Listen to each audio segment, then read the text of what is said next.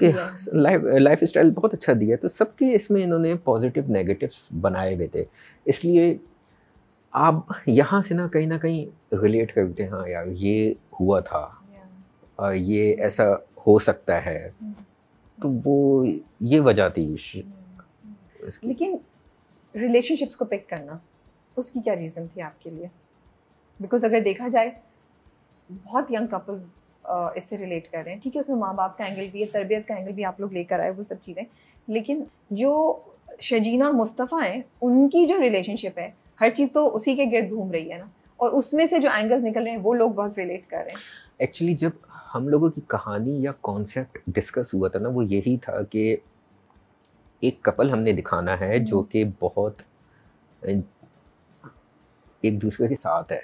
In any case वो जो है, जब भी उनके ऊपर कोई मुसीबत आती है तो वो बैक एक दूसरे को करते हैं और एक साथ खड़े हुए हैं, सपोर्ट सिस्टम है। अमूमन देखें, अगेन मैं इसको ऐसे लूँगा कि होता ये है कि मियाँ बीवी के कॉन्फ्लिक्ट्स बहुत दिखाई देते हैं, या तो उनका फैमिली का कोई कॉन्फ्लिक्ट है या फिर उनका एक्स्ट्रा मैरिटल अफेयर है।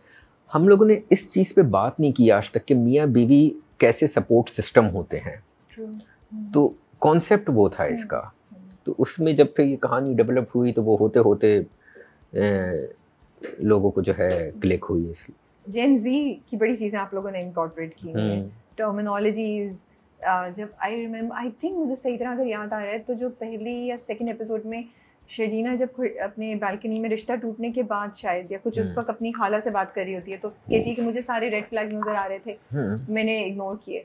ये एक कॉन्शियस एफर्ट थी कि इस तरह की टर्मिनोलॉजी हम इंक्लूड करें, बिकॉज ये रिक्वायरमेंट है चेंजिंग आपका जो इन्वायरमेंट है आसपास, और हम ज़्यादा यंग लोगों को अट्रैक्ट करना चाहते हैं, या ये भी बाय चांस हो गया?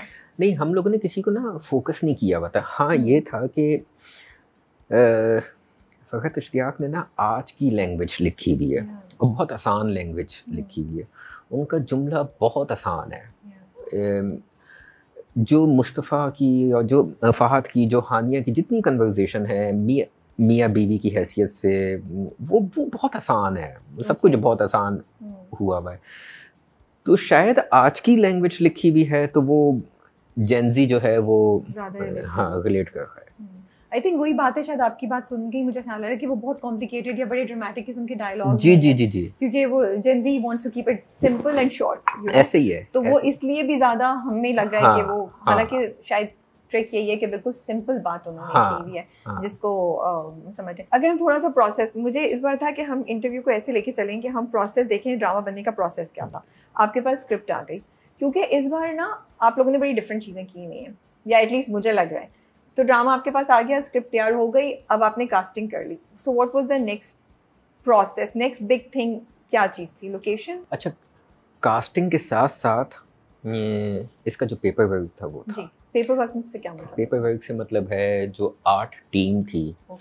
अच्छा, मैं बड़ा एक शाउट आउट देना चाहूँगा अपनी आर्ट टीम के लिए, अपनी प्रोडक्शन टीम के लिए। उन्होंने बहुत ज़्यादा एफर्ट की है, जिसको आपने भी काफ़ी जगह पे कहा कि अटेंशन टू डिटेल्स जो है वो बहुत ज़्यादा है।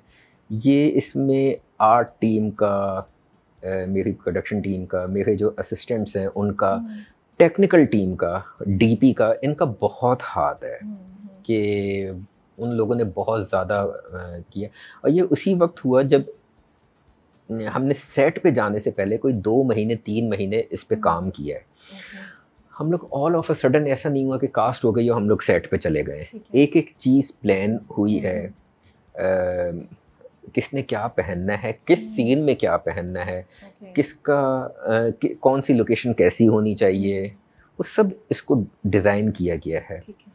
तो ये एक मतलब 3 से 4 महीने का। अगर मैं उसको थोड़ा सा ब्रेक करूँ, जैसे मेरे जहन में जो है, पहली बार मैंने देखा, एंड सॉरी माय अपॉलॉजीज अगर मैं गलत बोल रही हूँ, मेरी इन्फॉर्मेशन इतनी नहीं है, कि इसमें 3 गाने थे, और जब प्रोमो आया, पहला ट्रेलर जो आया था, उसी में तीनों का हल्का हल्का आपको कुछ, या 2 का तो सुनाई दिया था मुझे, 2 का सुनाई दिया, 2 का, और एक वो आई थिंक कोई, मैंने 3 चीज़ें नोट की थी, मुझे तीसरी याद नहीं आ रही, तो उधर से ही था। तो ये डिसीजन किस पॉइंट पे हुआ कि ओ हम एक OST नहीं रखेंगे, हम 3 रखेंगे और वो तीनों ब्रेक होंगे कि अच्छा इस पॉइंट पे ये चलेगा, इस पॉइंट पे ये और इस पॉइंट पे ये, उसके साथ साथ साउंड इफेक्ट जो वो लूजर का आ रहा था। तो ये प्रोसेस कैसे हुआ? Whose idea was it? Because मुझे बड़ी एक्साइटमेंट हो रही है सोच के कि क्या हो रहा था। आप लोग मीटिंग में बैठे हुए थे तो किसी ने बोला ऐसा करते हैं 3 रखते हैं या इसके पीछे ये लगाएंगे, और सब एक्साइटमेंट उछले कि अच्छा हाँ ये तो बड़ी ज़बरदस्त बात है, ऐसा करते हैं, या व्हाट वाज द प्रोसेस? अच्छा देखें, क्योंकि आपको पता है कि 7 स्टेजेस ऑफ लव पे जी हम लोगों ने बनाया, तो हम लोगों ने ये किया कि कुछ स्टेजेस को डिवाइड किया OST के हिसाब से, कि इस स्टेज पे ये OST होगा, इस स्टेज पे ये OST होगा। लेकिन ये आइडिया आया कैसे? Why did you feel the need कि हमें स्टेजेस को 3 OSTs में या 3 कैटेगरीज में बांटने की ज़रूरत है? क्योंकि उसकी नीड ये है कि आपके 7 स्टेजेस के इमोशंस अलग हैं। ठीक है। तो वो हम एक ही गाना सब इमोशंस पे नहीं चला सकते हैं। ओके। तो इसलिए हम लोगों ने डिफरेंट OST बनाए मुख्तलिफ स्टेजेस के लिए। आइडिया किसका था? आइडिया इसमें फ़हद मुस्तफ़ा का एक मेन आइडिया उनका था। फिर टीम बैठी हुई थी, अगेन जब टीम बैठी हुई थी, 8 की टीम थी, क्रिएटिव टीम थी, मैं था, तो उसमें हम लोगों की ये डिस्कशन हुई। क्रिएटिव टीम का भी आइडिया था, आर्ट टीम का भी आइडिया था। ये बड़ा टीम गेम था। इसको मतलब ये कहना कि इसका ये आप बिल्कुल सही, बड़े मजे की इन्फॉर्मेशन बता रहे हैं। हमें यही सुनना है कि वो मतलब ये जो चीज़ आपने बताई कि 7 स्टेजेस को आप लोगों ने डिवाइड किया, and then all of you guys were on the same page कि हाँ हमें इसको लेके जाना है। अब जैसे सेकंड चीज़ जो मैं बोलना चाहती हूँ या जिसके बारे में बात करना चाहती हूँ, sound effects. Again my apologies if I am misquoting और I am saying something wrong. मुझे नहीं याद पड़ता जो वो अभी जो रिसेंट एपिसोड हुई थी, जब शर्जीना रोती है तो खाली घर है, उसमें मतलब फर्नीचर है, उसमें कोई इंसान नहीं है, एंड उसका रोना एको कर रहा है। वो इतना इम्पैक्टफुल था कि मैं आपको बता नहीं सकती।